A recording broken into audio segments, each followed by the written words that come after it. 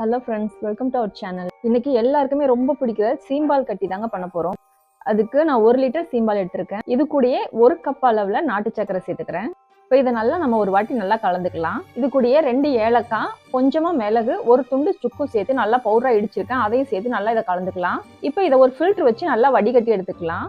நான் வடிகட்டி நம்ம சேர்க்கும் போது அந்த சக்கையெல்லாம் வெளில வந்துடும். இதை நீங்க அப்படியே எடுத்து ஒரு இட்லி பாத்திரத்துல இந்த மாதிரி ஸ்டாண்ட் வச்சு நீங்க வேக வச்சுக்கலாம். நான் இன்னைக்கு எலக்ட்ரிக் ரைஸ் குக்கர்ல தாங்க வைக்கிறேன். இது மாதிரி நம்ம ஸ்டாண்ட் வச்சு தண்ணி வச்சுட்டு அதுக்கு மேல இதை வச்சிடணும். வச்சு ஒரு மூடி போட்டு மூடிட்டு இதை க்ளோஸ் பண்ணி ஒரு 40 நிமிஷம் நம்ம நல்லா வேக வச்சு எடுத்துக்கலாம். 40 நிமிஷம் கழிச்சு பாருங்க, கொஞ்சம் கூட நமக்கு ஒட்டவே இல்லை, நல்லா வெந்துருச்சு. உங்களுக்கு டவுட்டா இருந்துச்சுன்னா இது மாதிரி குத்தி பாருங்க.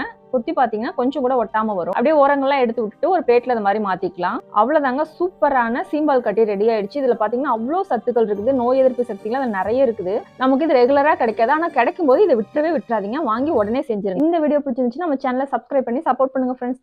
தேங்க்யூ ஃபார் வாட்சிங்.